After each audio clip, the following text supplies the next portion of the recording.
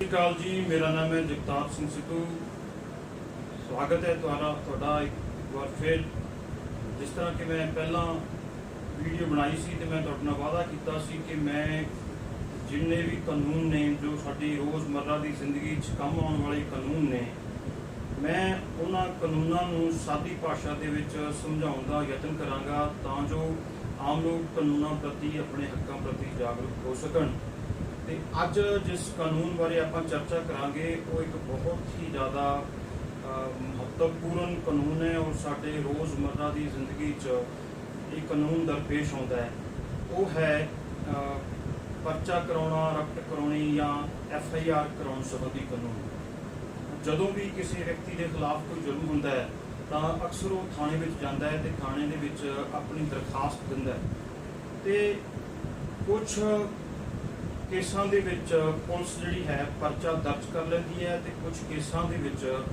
परचा दर्ज करन तो मना भी कर दिंदी है। मना करन दे दो कारण हुंदे ने, एक तो ये कि परचा बनता ही नहीं हुंदा, दूजा कारण ये कि जिस खिलाफ तुसीं परचा दर्ज कराना चाहुंदे हो वो या तो बहुत ज़्यादा कोई ताकतवर धिर हुंदी है या फिर पुलिस उन्हां तों पैसे खा जाती है। तो ये दो कारण ने जिन्हां करके परचा नहीं होंदा। पर अज मैं तुहानूं सही कानून की है परचा दर्ज कराउण बारे, उहदे बारे मैं तुहानूं विस्तार नाल भी दसांगा ते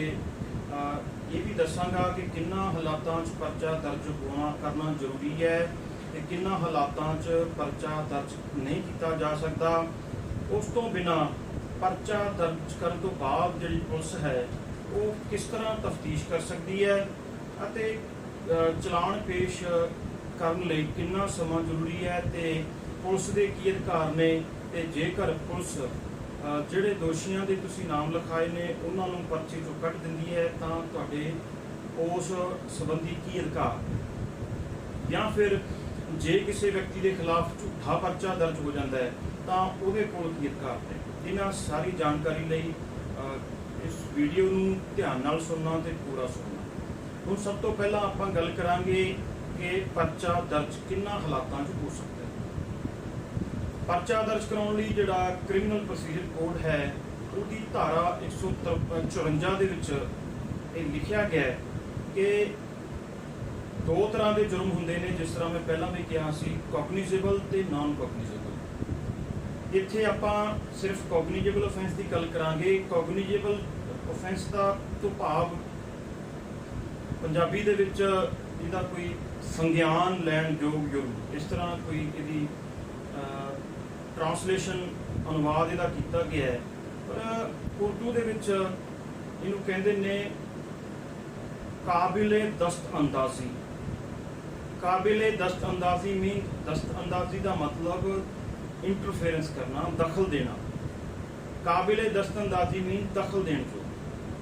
या फिर जे इहनूं कानूनी भाषा विच कहिए जिहड़े जुर्मां दे विच पुलिस जिहड़ी है बिना वारंट तो किसी भी व्यक्ति नूं गिरफ्तार करन दी समर्था या शक्ति रखती है उन्हां केसां नूं असीं कॉग्निजेबल ऑफेंस या फिर काबिले दस्तअंदाजी जुर्म असीं कहने आ।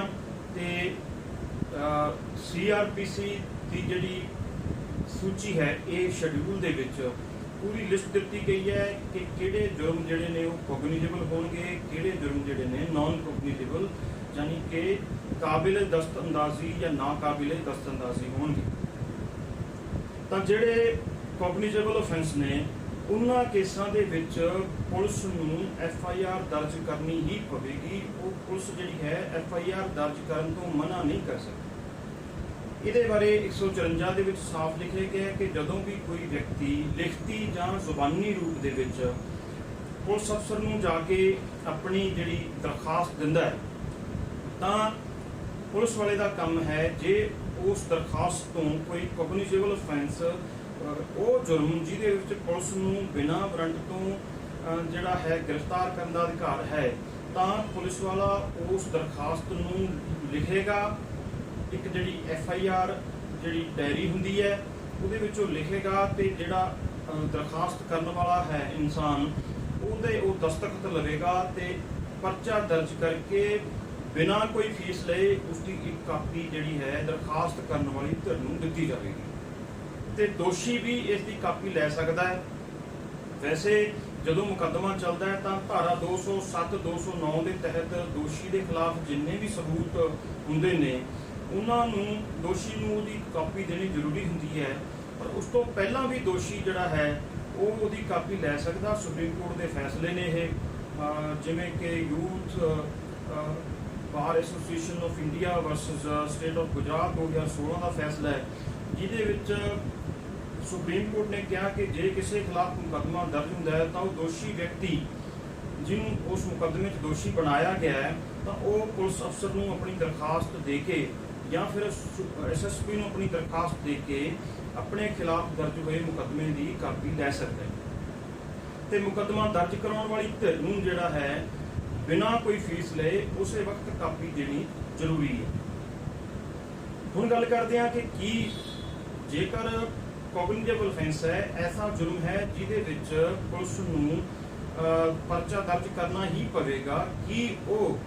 ਉਸ ਕੇਸ ਦੇ ਵਿੱਚ ਪਰਚਾ ਦਰਜ ਕਰਨ ਤੋਂ ਮਨਾ ਕਰ ਸਕਦੀ ਹੈ? ਤਾਂ ਜਵਾਬ ਹੈ ਨਾ। ਸੁਪਰੀਮ ਕੋਰਟ ਨੇ ਬਹੁਤ ਸਾਰੇ ਫੈਸਲੇ ਦਿੱਤੇ ਨੇ ਪਿਛਲੇ ਸਮੇਂ ਦੌਰਾਨ ਤੇ ਪਰ ਇੱਕ ਬਹੁਤ ਜਿਹੜੀ ਇਸ ਮੁੱਦੇ ਤੇ ਸਭ ਤੋਂ ਜਿਹੜੀ ਮਹੱਤਵਪੂਰਨ ਇੰਪੋਰਟੈਂਟ ਜਜਮੈਂਟ ਜੋ ਆਈ ਹੈ, ਲੈਂਡਮਾਰਕ ਜਜਮੈਂਟ ਜੋ ਆਈ ਹੈ, ਉਹ ਹੈ Lalita Kumari versus state of UP 2014 ਦਾ ਫੈਸਲਾ ਹੈ, ਜਿਹਦੇ ਵਿੱਚ ਸੁਪਰੀਮ ਕੋਰਟ ਨੇ ਕਿਹਾ ਕਿ ਜਦੋਂ ਦਰਖਾਸਤ ਨੂੰ ਪੜ੍ਹ ਕੇ ਇਹ ਸਾਬਿਤ ਹੋ ਰਿਹਾ ਹੈ, ਉਹਦੇ ਪਿੱਛੇ ਜਾਣ ਦੀ ਲੋੜ ਨਹੀਂ ਪੈ ਰਹੀ, ਪੜ੍ਹ ਕੇ ਸਾਬਿਤ ਹੋ ਰਿਹਾ ਕਿ ਕੋਈ ਜੁਰਮ ਹੋਇਆ ਹੈ ਜਿਹਦੇ ਵਿੱਚ ਕਿ ਪੁਲਿਸ ਬਿਨਾਂ ਪਰਚੇ ਤੋਂ ਵਿਅਕਤੀ ਨੂੰ ਗ੍ਰਿਫਤਾਰ ਕਰ ਸਕਦੀ ਹੈ, ਤਾਂ ਪੁਲਿਸ ਅਫਸਰ ਨੂੰ ਉਹ ਪਰਚਾ ਦਰਜ ਕਰਨਾ ਹੀ ਪਵੇਗਾ। ਜੇਕਰ ਕੋਈ ਸ਼ੱਕ ਸ਼ੁਬਾ ਹੈ ਤਾਂ ਪੁਲਿਸ ਵਾਲਾ ਮੁੱਢਲੀ ਤਫਤੀਸ਼ ਕਰ ਸਕਦਾ ਹੈ, ਪਰ ਉਹ ਵੀ ਸਿਰਫ ਇਸ ਮਸਲੇ ਨੂੰ ਲੈ ਕੇ ਕਿ ਵਾਕਿਆ ਹੀ ਜਿਹੜਾ ਕੋਗਨੀਟਿਵ ਅਫੈਂਸ ਹੋਇਆ ਜਾਂ ਨਹੀਂ ਹੋਇਆ। ਇਹ ਨਹੀਂ ਕਿ ਉਹ ਸਬੂਤਾਂ ਦੀ ਛਾਣਬੀਣ ਕਰੇਗਾ ਕਿ ਉਹ ਸਬੂਤ ਜਿਹੜੇ ਨੇ ਉਹ ਸੱਚੇ ਨੇ ਜਾਂ ਝੂਠੇ ਨੇ। ਇਹ ਸਬੂਤ ਸੱਚੇ ਨੇ ਜਾਂ ਝੂਠੇ ਨੇ ਇਹ ਤੈਅ ਕਰਨਾ ਅਦਾਲਤ ਦਾ ਕੰਮ ਹੈ। ਤਾਂ ਸੁਪਰੀਮ ਕੋਰਟ ਨੇ ਕਿਹਾ ਸੀ ਕਿ ਜਦੋਂ ਕਿਸੇ ਦੀ ਦਰਖਾਸਤ ਪੜ੍ਹ ਕੇ ਸਾਬਿਤ ਹੋ ਰਿਹਾ ਹੈ ਕਿ ਕੋਗਨੀਟਿਵ ਅਫੈਂਸ ਜਿਹੜਾ ਕਿ ਪੁਲਿਸ ਜਿਹਦੇ ਵਿੱਚ ਬਿਨਾਂ ਕਿਸੇ ਵਾਰੰਟ ਤੋਂ ਗ੍ਰਿਫਤਾਰ ਕਰ ਸਕਦੀ ਹੈ, ਇਸ ਤਰ੍ਹਾਂ ਦਾ ਕੋਈ ਜੁਰਮ ਹੋਇਆ ਹੈ, ਜਿਵੇਂ ਕਿ ਕੋਈ ਵਿਅਕਤੀ ਜਾ ਕੇ ਕਹਿੰਦਾ ਕਿ ਕਿਸੇ ਨੇ ਮੇਰੇ ਭਰਾ ਦਾ ਜਾਂ ਮੇਰੇ ਦੋਸਤ ਦਾ ਜਾਂ ਮੇਰੇ ਪਤੀ ਦਾ ਕਿਸੇ ਦਾ ਕਤਲ ਕਰ ਦਿੱਤਾ ਹੈ, ਤਾਂ ਹੁਣ ਇੱਥੇ ਇਹਨੂੰ ਪੜ੍ਹ ਕੇ ਸਾਫ਼ ਪਤਾ ਲੱਗ ਰਿਹਾ ਹੈ ਕਿ ਕਤਲ ਹੋਇਆ ਹੈ, ਤਾਂ ਇਹ ਜਿਹੜਾ ਜੁਰਮ ਹੈ ਕਤਲ ਹੋਣਾ, ਤਾਂ ਇਹ ਕੋਗਨੀਟਿਵ ਅਫੈਂਸ ਹੈ। ਮਤਲਬ ਇਹਦੇ ਵਿੱਚ ਪੁਲਿਸ ਜਿਹੜੀ ਹੈ ਉਹ ਬਿਨਾਂ ਕਿਸੇ ਵਾਰੰਟ ਦੇ ਦੋਸ਼ੀ ਨੂੰ ਗ੍ਰਿਫਤਾਰ ਕਰ ਸਕਦੀ ਹੈ। ਇੱਥੇ ਪੁਲਿਸ ਨੂੰ FIR ਦਰਜ ਕਰਨੀ ਹੀ ਪਵੇਗੀ। ਪਰ ਕੁਝ ਜੁਰਮ ਸੁਪਰੀਮ ਕੋਰਟ ਨੇ ਲਲਿਤਾ ਕੁਮਾਰੀ ਦੀ ਜਜਮੈਂਟ ਦੇ ਵਿੱਚ ਕੁਝ ਜੁਰਮ ਸੁਪਰੀਮ ਕੋਰਟ ਨੇ ਦੱਸੇ ਨੇ ਜਿਨ੍ਹਾਂ ਦੇ ਵਿੱਚ ਪੁਲਿਸ ਮੁੱਢਲੀ ਤਫਤੀਸ਼ ਕਰ ਸਕਦੀ ਹੈ, ਜਿਵੇਂ ਕਿ ਘਰੇਲੂ ਝਗੜੇ, ਮੈਟਰੀਮੋਨੀਅਲ ਡਿਸਪਿਊਟਸ ਜਾਂ ਕਮਰਸ਼ੀਅਲ ਜਿਹੜੇ ਨੇ ਕੋਈ ਲੈਣ ਦੇਣ ਦੇ ਜਿਹੜੇ ਝਗੜੇ ਨੇ ਉਹ, ਜਾਂ ਕਿਸੇ ਵੀ ਐਸੀ ਘਟਨਾ ਜਿਹਨੂੰ ਜਿਹੜਾ ਜੁਰਮ ਹੋਏ ਨੂੰ 3 ਮਹੀਨੇ ਹੋ ਚੁੱਕੇ ਨੇ, ਉੱਥੇ ਜਿਹੜਾ ਹੈ ਪੁਲਿਸ ਮੁੱਢਲੀ ਤਫਤੀਸ਼ ਕਰ ਸਕਦੀ ਹੈ, ਨਹੀਂ ਤਾਂ ਪੁਲਿਸ ਨੂੰ ਉੱਥੇ ਪਰਚਾ ਦਰਜ ਕਰਨਾ ਹੀ ਪਵੇਗਾ।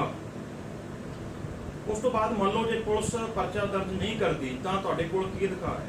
ਬਹੁਤ ਸਾਰੇ ਜਿਹੜੇ ਵਿਅਕਤੀ ਨੇ ਉਹ ਸਿੱਧਾ ਹਾਈ ਕੋਰਟ ਨੂੰ ਭਜਦੇ ਨੇ।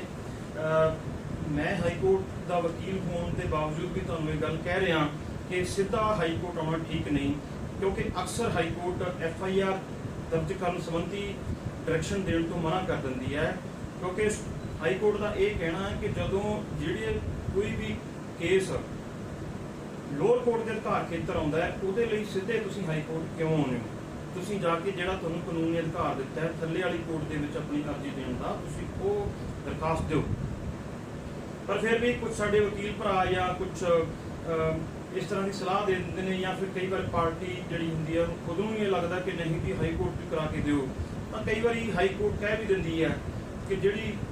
ਇਹਨੇ ਦਰਖਾਸਤ ਦਿੱਤੀ ਹੈ ਉਹਦੇ ਤੇ SSP ਨੂੰ ਨਿਰਦੇਸ਼ ਦਿੱਤੇ ਜਾਂਦੇ ਨੇ ਕਿ ਇਹਦੇ ਤੇ ਬਣਦੀ ਕਾਨੂੰਨ ਅਨੁਸਾਰ ਕਾਰਵਾਈ ਕਰੋ। ਉਹਦਾ ਮਤਲਬ ਇਹ ਹੁੰਦਾ ਕਿ ਜੇ ਕਾਰਵਾਈ ਬਣਦੀ ਹੈ ਕਰੋ ਤੇ ਨਹੀਂ ਬਣਦੀ ਤਾਂ ਨਾ ਕਰੋ। ਪਰ ਅਕਸਰ ਇਹੋ ਜਿਹੀ ਕੋਈ ਜੇ ਨਿਰਦੇਸ਼ ਹੋ ਜਾਂਦੇ ਨੇ ਕਿ ਪੁਲਿਸ ਜਿਹੜੀ ਹੈ ਪੁਲਿਸ ਵਾਲੇ ਡਰਦੇ ਹਾਈ ਕੋਰਟ ਤੋਂ ਪਰਚਾ ਦਰਜ ਕਰ ਦਿੰਦੇ ਨੇ। ਪਰ ਸਹੀ ਜਿਹੜਾ ਇਹਦੇ ਵਾਸਤੇ ਪ੍ਰੋਸੀਜਰ ਜੋ ਬਣਿਆ ਉਹ ਹੈ ਕਿ ਜੇ ਪੁਲਿਸ ਵਾਲਾ FIR ਦਰਜ ਕਰਨ ਤੋਂ ਮਨਾ ਕਰਦਾ ਹੈ ਤਾਂ 156 ਦੇ ਵਿੱਚ ਤੁਸੀਂ ਜਿਹੜਾ ਲੋਕਲ ਮੈਜਿਸਟ੍ਰੇਟ ਹੈ ਤੁਸੀਂ ਉਹਨੂੰ ਐਪਲੀਕੇਸ਼ਨ ਕੰਪਲੇਂਟ ਦੇ ਸਕਦੇ ਹੋ ਆਪਣੇ ਐਫੀਡੇਵਿਟ ਦੇ ਨਾਲ, ਤੇ ਉਸ ਤੋਂ ਬਾਅਦ ਫਿਰ ਮੈਜਿਸਟ੍ਰੇਟ ਜਿਹੜਾ ਹੈ ਉਹ ਡਾਇਰੈਕਸ਼ਨ ਕਰੇਗਾ ਪੁਲਿਸ ਨੂੰ ਪਰਚਾ ਦਰਜ ਕਰਨ ਦੇ ਲਈ। ਜਾਂ ਇਸ ਤੋਂ ਬਿਨਾਂ ਫਿਰ ਤੁਸੀਂ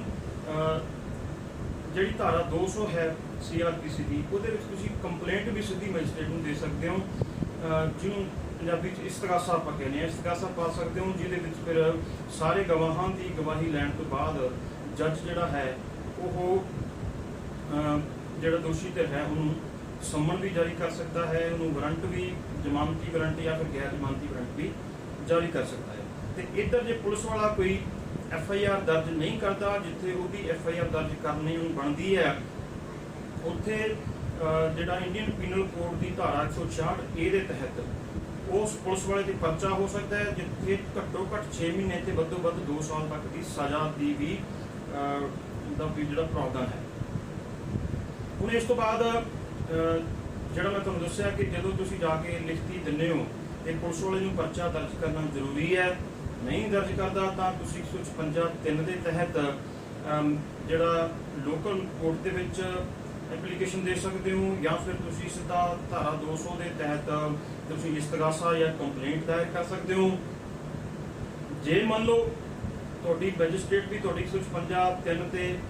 ਜਾਂ ਤੁਹਾਡੀ ਧਾਰਾ 200 ਦੇ ਤਹਿਤ ਕਰੀ ਗਈ ਕੰਪਲੇਂਟ ਤੇ ਕੋਈ ਐਕਸ਼ਨ ਨਹੀਂ ਲੈਂਦਾ, ਤਾਂ ਤੁਸੀਂ ਉਹਦੀ ਰਿਵੀਜ਼ਨ ਜਿਹੜੀ ਹੈ ਤੁਸੀਂ ਆਪਣਾ ਸੈਸ਼ਨ ਜੱਜ ਦੇ ਪਾ ਸਕਦੇ ਹੋ, ਤੇ ਉਸ ਤੋਂ ਬਾਅਦ ਜੇ ਸੈਸ਼ਨ ਜੱਜ ਵੀ ਤੁਹਾਡੇ ਖਿਲਾਫ ਫੈਸਲਾ ਦਿੰਦਾ ਹੈ ਤਾਂ ਫਿਰ ਤੁਸੀਂ ਧਾਰਾ 482 ਦੇ ਤਹਿਤ ਹਾਈ ਕੋਰਟ ਨੂੰ ਜਿਹੜਾ ਹੈ ਅਪਰੋਚ ਕਰ ਸਕਦੇ ਹੋ। ਤਾਂ ਇਹ ਤਾਂ ਸੀ ਪਰਚਾ ਦਰਜ ਕਰਨ ਸੰਬੰਧੀ ਗੱਲ। ਹੁਣ ਉਸ ਤੋਂ ਬਾਅਦ ਆਈਏ ਕਿ ਜਦੋਂ ਤਫਤੀਸ਼ ਹੁੰਦੀ ਹੈ ਤਾਂ ਤਫਤੀਸ਼ ਦੇ ਵਿੱਚ ਪੁਲਿਸ ਨੂੰ ਕਿੰਨੇ ਟਾਈਮ ਦੇ ਵਿੱਚ ਤਫਤੀਸ਼ ਪੂਰੀ ਕਰਨੀ ਜ਼ਰੂਰੀ ਹੈ, ਇਸ ਦੇ ਸੰਬੰਧੀ ਪੁਲਿਸ ਪਾਬੰਦ ਨਹੀਂ ਹੈ, ਪਰ ਜਿਹੜਾ CRPC ਧਾਰਾ 167(2) ਹੈ ਉਹਦੇ ਵਿੱਚ ਦੋ ਤਰ੍ਹਾਂ ਦੇ ਜੁਰਮ ਲਿਖੇ ਗਏ ਨੇ ਕਿ ਜੇ 90 ਦਿਨਾਂ ਦੇ ਅੰਦਰ ਅੰਦਰ ਜਿਹੜੇ 10 ਸਾਲ ਜਾਂ 10 ਸਾਲ ਤੋਂ ਵੱਧ ਦੀ ਜਿਹੜੀ ਸਜ਼ਾ ਵਾਲੇ ਜਿਹੜੇ ਜੁਰਮ ਨੇ, ਉਹਨਾਂ ਵਿੱਚ 90 ਦਿਨਾਂ ਦੇ ਵਿੱਚ ਪੁਲਿਸ ਜੇ ਚਲਾਨ ਪੇਸ਼ ਨਹੀਂ ਕਰਦੀ, ਜਾਂ 10 ਸਾਲ ਤੋਂ ਘੱਟ ਦੀ ਸਜ਼ਾ ਵਾਲੇ ਜਿਹੜੇ ਕਾਨੂੰਨ ਨੇ ਉਹਨਾਂ 'ਚ 60 ਦਿਨਾਂ ਤੋਂ ਦੇ ਅੰਦਰ ਅੰਦਰ ਜੇ ਚਲਾਨ ਪੇਸ਼ ਨਹੀਂ ਕਰਦੀ, ਤਾਂ ਜਿਹੜਾ ਵੀ ਦੋਸ਼ੀ ਜੇਲ੍ਹ ਦੇ ਅੰਦਰ ਹੈ ਉਹਨੂੰ ਜ਼ਮਾਨਤ ਦਾ ਅਧਿਕਾਰ ਹੈ, ਚਾਹੇ ਉਹਨੇ ਜਿੱਡਾ ਮਰਜ਼ੀ ਜੁਰਮ ਕਿਉਂ ਨਾ ਕੀਤਾ ਹੋਵੇ। ਤੇ ਜੇਕਰ ਕਿਸੇ ਕਾਰਨ ਤਫਤੀਸ਼ ਨਹੀਂ ਪੂਰੀ ਹੋ ਸਕਦੀ ਤਾਂ ਉਸ ਲਈ ਪਹਿਲਾਂ ਅਦਾਲਤ ਤੋਂ ਮਨਜ਼ੂਰੀ ਲੈਣੀ ਪਵੇਗੀ ਕਿ ਅਸੀਂ 90 ਦਿਨਾਂ ਦੇ ਵਿੱਚ ਅਸੀਂ ਚਲਾਨ ਪੇਸ਼ ਨਹੀਂ ਕਰ ਸਕਦੇ, ਸਾਡਾ ਥੋੜਾ ਟਾਈਮ ਵਧਾਇਆ ਜਾਵੇ। ਜੇ ਕੋਰਟ ਟਾਈਮ ਨਹੀਂ ਵਧਾਉਂਦੀ ਜਾਂ 90 ਦਿਨਾਂ ਦੇ ਅੰਦਰ ਟਾਈਮ ਨਹੀਂ ਮੰਗਿਆ ਜਾਂਦਾ, ਤਾਂ ਜਿਹੜਾ ਦੋਸ਼ੀ ਹੈ ਉਹਦੇ ਕੋਲ ਅਧਿਕਾਰ ਹੈ ਕਿ ਉਹਨੂੰ ਡਿਫਾਲਟ ਬੇਲ ਜਿਹਨੂੰ ਅਸੀਂ ਕਹਿੰਦੇ ਆ ਕਿ ਉਹਨੂੰ ਜ਼ਮਾਨਤ ਮਿਲੇਗੀ ਹੀ ਮਿਲੇਗੀ, ਚਾਹੇ ਉਹਨੇ 50 ਕਤਲ ਕਿਉਂ ਨਾ ਕੀਤੇ। ਤਾਂ ਇਸ ਲਈ ਉਸ ਦੀ ਇਹ ਜ਼ਿੰਮੇਵਾਰੀ ਬਣ ਜਾਂਦੀ ਹੈ ਕਿ 10 ਸਾਲ ਤੋਂ ਵੱਧ ਦੀ ਸਜ਼ਾ ਵਾਲੇ ਕੇਸਾਂ 'ਚ 90 ਦਿਨ ਤੇ 10 ਸਾਲ ਦੀ ਤੋਂ ਘੱਟ ਦੀ ਸਜ਼ਾ ਵਾਲੇ ਕੇਸਾਂ ਦੇ ਵਿੱਚ 60 ਦਿਨਾਂ ਦੇ ਅੰਦਰ ਅੰਦਰ ਚਲਾਨ ਪੇਸ਼ ਕਰੇ।